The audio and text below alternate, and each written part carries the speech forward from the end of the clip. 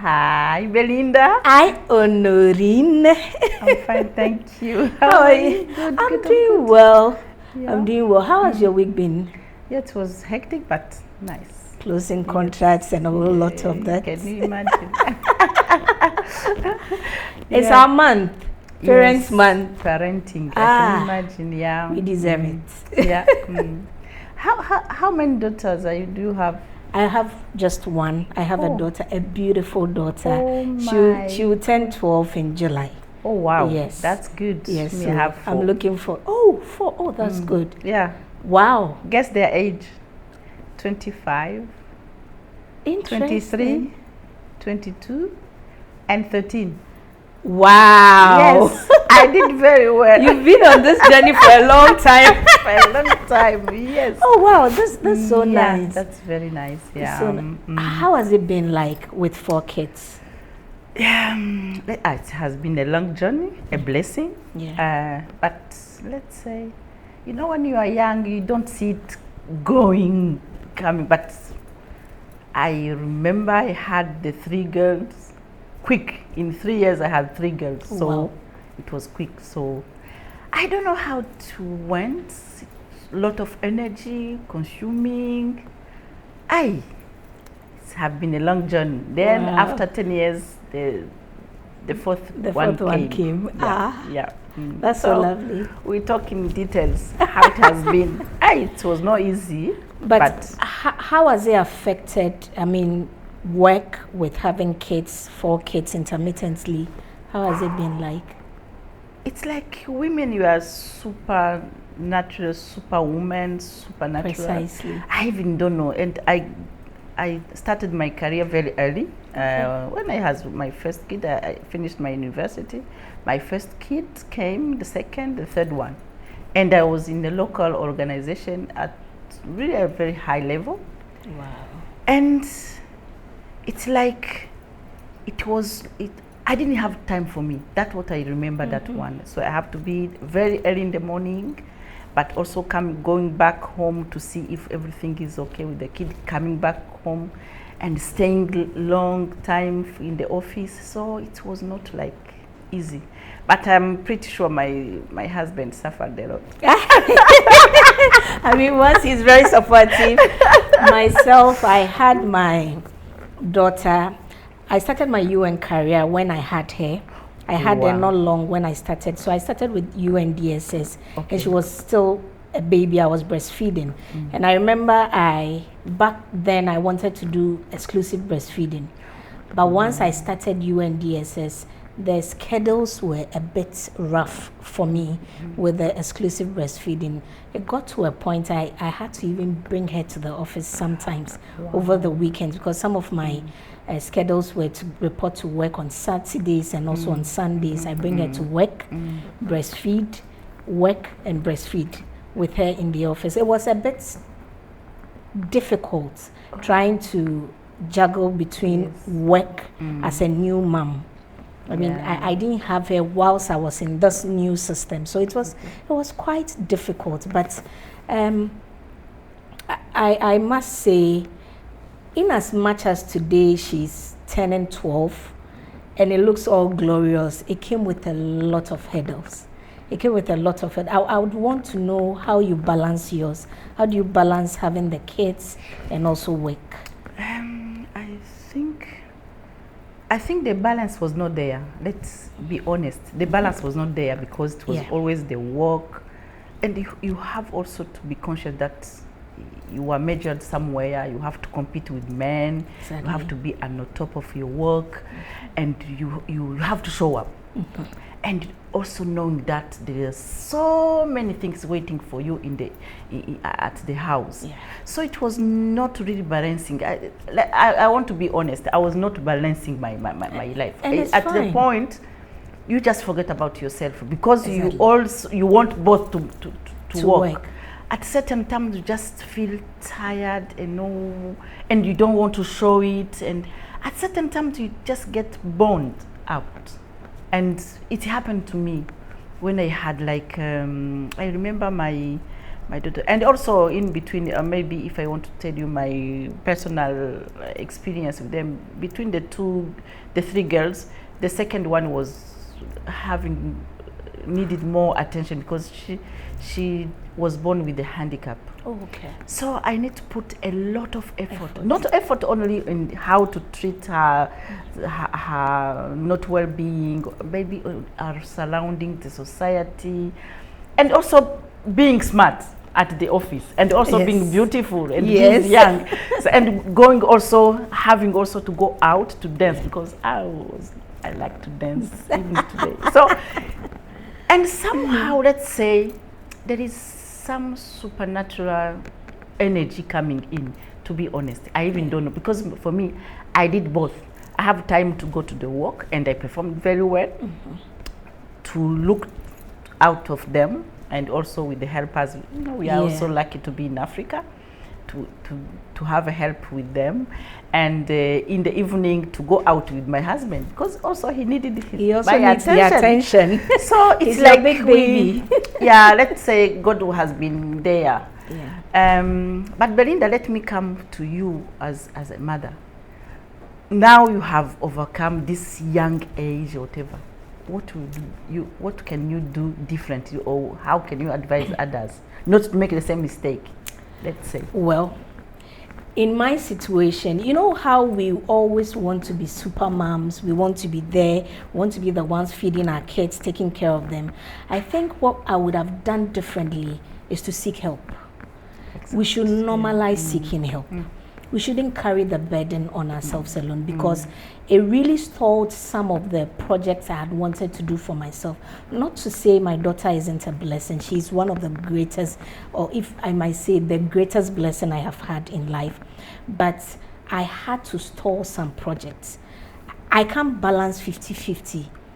I thought I could do, but at times, attention goes more to work. It depreciates with her. Sometimes it goes more to her and work depreciates. But I would advise young ones, or even other mothers, to seek help. They should continue to be who they are. They shouldn't get lost in the whole parenting thing. If there is a need to let someone help you, let someone help you. We can't be super moms. It is better to end up with a well-groomed child, a healthy child, and a sane mother, than to have a mother who is off balance. And the kids are, because at a point I lost myself. I couldn't even go to the salon, because I weigh between, okay, if I leave my daughter to go to the salon, I have work too. That's time I'm going to sit in the salon, maybe an hour or two. I could use it to do something for her, or I could use it to meet a deadline at work. So I lost myself. Sometimes I come to work and my hair is not properly done, because I am trying to juggle between the two. So I gave my 100% attention to parenting and also work. And I didn't find myself. There was no balance in there. And also I feel like once you are true to yourself, you are okay as a mom or a father or whichever parent you are, your child becomes happy. Your child emulates how the energy you exert. Your child picks it.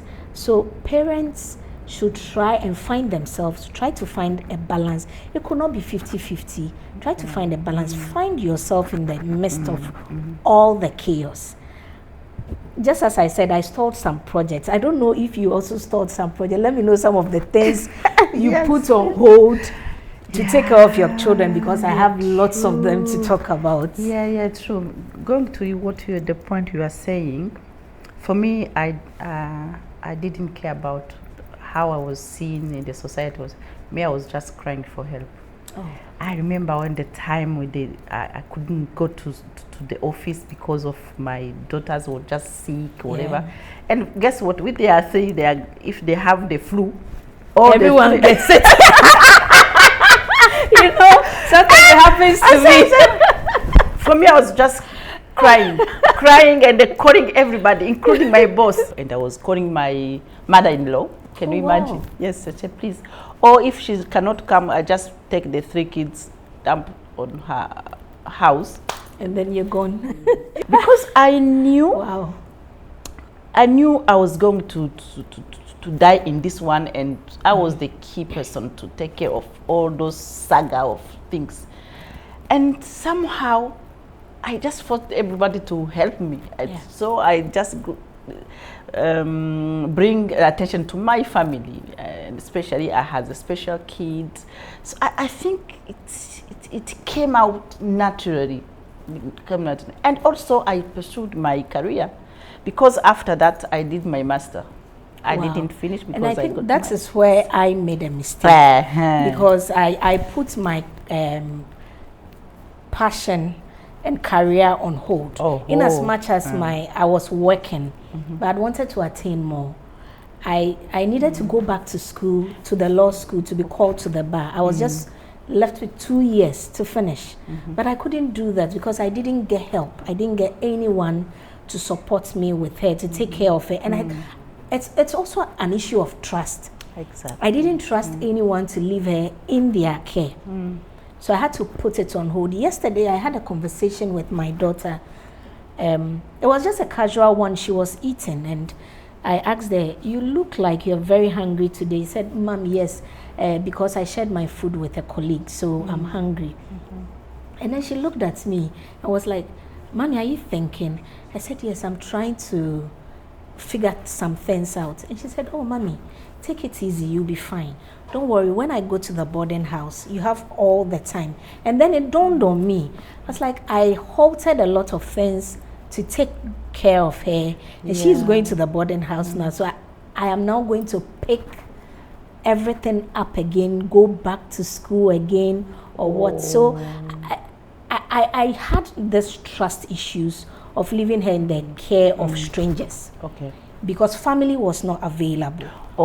Yes, I didn't have that opportunity to get family close to me to help, and I didn't trust any other person to take good care of her. So, but come to think of it, what would you have done different if you are to be a parent all over again? If you are to start all over again, what would you have done different? How can I say that one? Different way to do it. There is no any other way, because for me it was a very specific situation and very challenging. And the 3 girls are have the same age. If I didn't seek for help, for example, if I didn't just open up myself, I don't think I could be able to have pursued my career, for example. I think I was well, my family did well for me, because all the time they were just pushing me, don't keep it fit for you. They were always with me, because parenting is not something easy, especially when they are very young. And it is motherhood demanding, and you have to be there all the time. So you can't, if you want to also parallelly to have your career development. Maybe again, let's say today they have more opportunities. They can work from home. If they are oriented. But if it was our time, without help, without talking, without conking around, it's exhausting. The example is you, for example. You should be, maybe if you had just to trust someone, but also there's some situation where you cannot really just exactly. Yeah, you have to manage all the risks for the children. With the videos we see online on how people maltreat kids and all that. But one thing I would have done differently is to seek, not just seeking help, but trust people around me. Because I got depressed. I saw depression as something very huge, and it comes in a shape or form. But until I went through it, someone can be depressed and be laughing and be walking around smiling, will be the happiest person, but you might never know the person is depressed. When I got to a point, I didn't want to step out of the house. I didn't want to talk to anyone. If it's not work, I don't want to talk to you. And even if it's work and someone is telling me what they want, and I know what you want, I want you to end the conversation. Let me just get to work. don't add any other conversations to it, any personal conversations to it. You know, it's in our culture, it's normal when you meet people and you're like, Honorine, how are you? The basic thing is, I'm fine. But someone might be going through it. I think we should also try and support each other. We should know that people might be battling things secretly.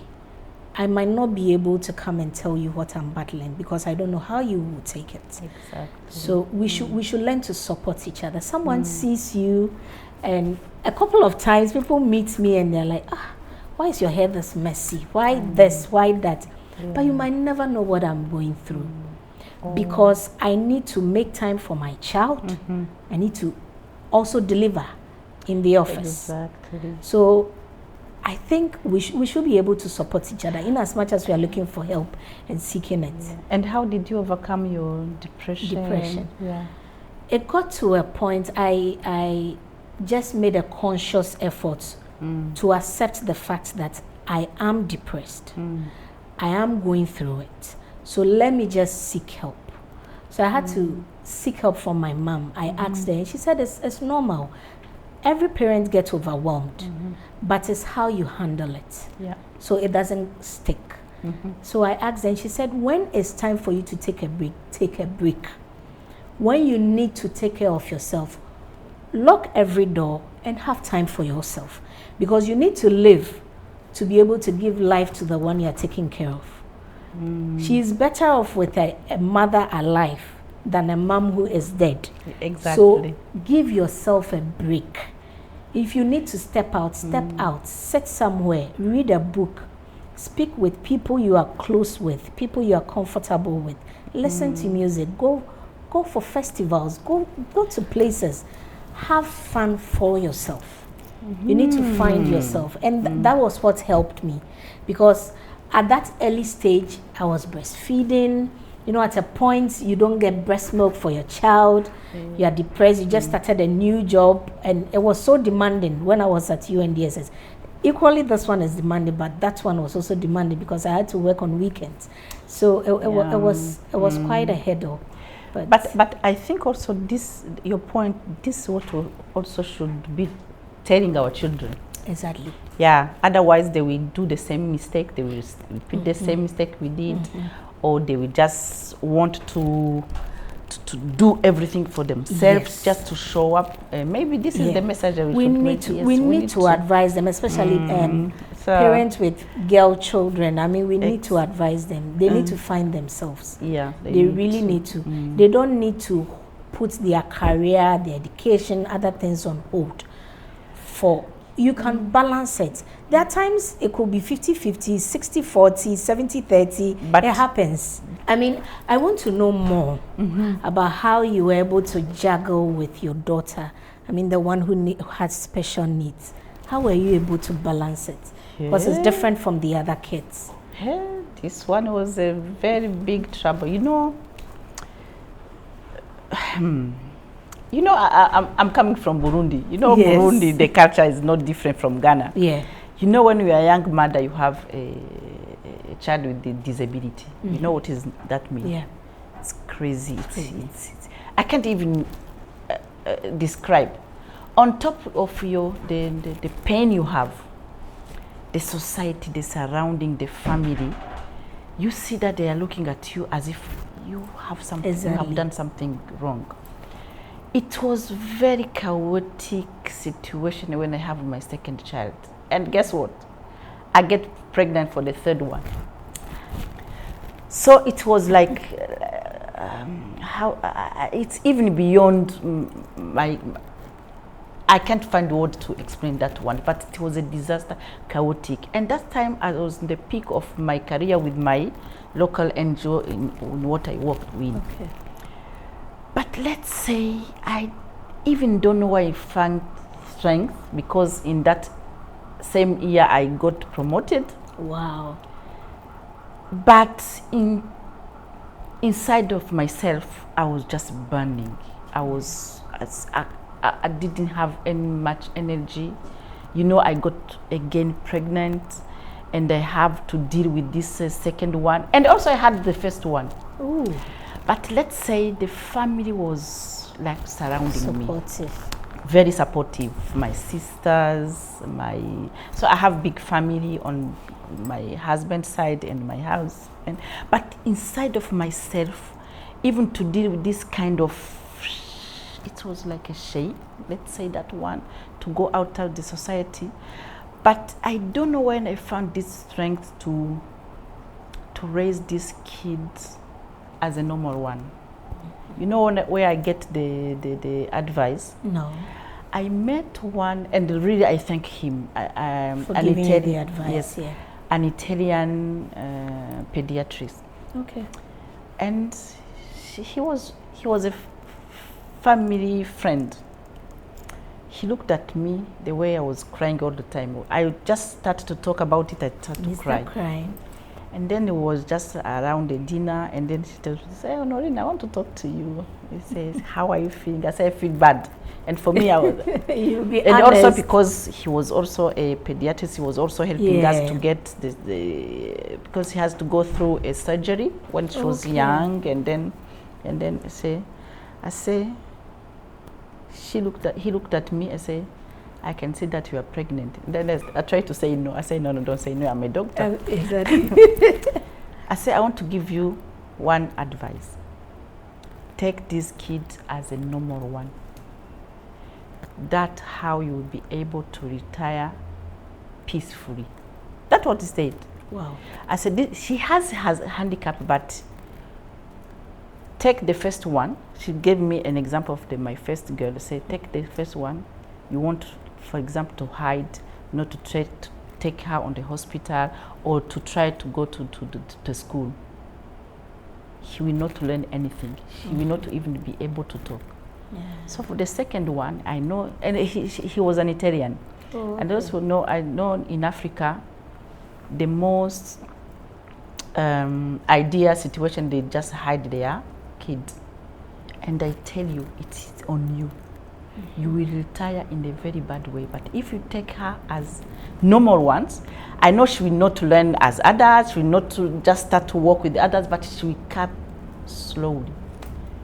You know what happened? I just take this advice with me and me alone. Whenever we are going out, I just take her with her. It was difficult, you know. Yeah. Even starting in my house, with my husband, not because they wanted to hide or to do what, just because, you know, when you go somewhere to relax in somewhere, they say, did you see this one? This one, did you see the, you know, the talk was too much and bothering the whole family.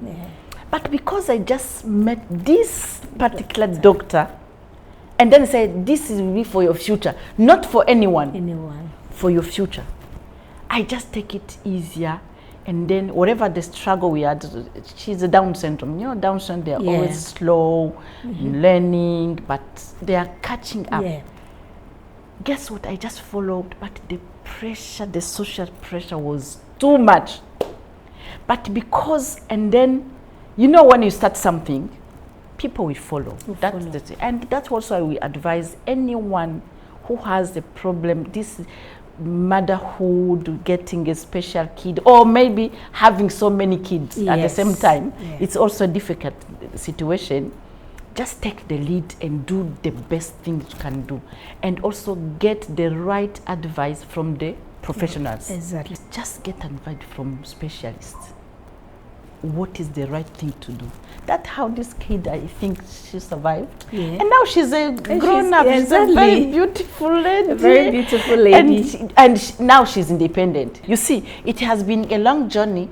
But now when I go back to the advice from the doctor, I'm enjoying it because we are going anywhere. We are going to see the movie. So now she's independent, you know. But the first age, it was not an easy one. But because I have this one, I have to push. Because it's for the future. For the future, yes. Today you're enjoying it. I'm enjoying it. And wherever you just meet anyone who got a problem, I was the first one to go in the hospital to say, hey, my dear friends, please don't listen to anyone. Don't even listen to your husband. Exactly. Just do what you do, same as a normal child. That's also my Wow. illnesses. Yeah, that So was the journey. if there's a parent now who has a child, a very young, a baby or a young child who also has special needs, what one advice would you give that parent specifically to help them, having gone through what you did? Same as the one I was given by Dr. Padovani. It's the worth it. Just treat him or her as a normal child. For example, if there is a handicap, go to seek advice a specialist. If there is something they can heal, let be healed. You know, in some cases, you see, they just left home. Yeah, they just left home, and then they concentrate on other children, the ones who can be independent. Yeah, and especially if you have also need a very special. It's very expensive, but just treat him or her like others and give them a chance, and they can do something. Yes. They shouldn't feel left out. I think it will impede on their progress. I pray one day it gets to a point where the narrative will change entirely to everyone accepting them as a normal children. Everyone is normal, but they're special in their own Let me ways. also share another thing, because now I started to prepare my retirement. Now I'm just focusing on her because she will always stay with me. Exactly. I want to channel my activities after work so we can work together.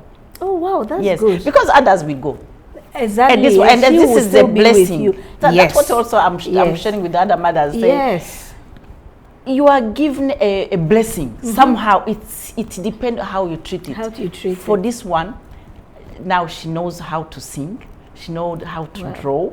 She knows. So we are pitching one, and she knows how to rent things. Okay. So we are going to do something. I don't want to disclose now.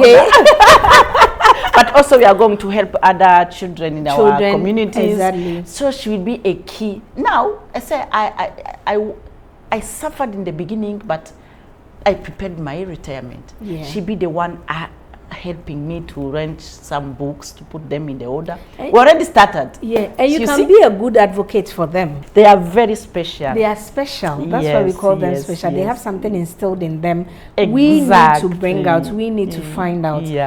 I think we should seek for help where it's necessary. We can't be super parents. No. You can't do it alone. Seek for help and learn to trust other people to help you. In my case. Belinda, thank you.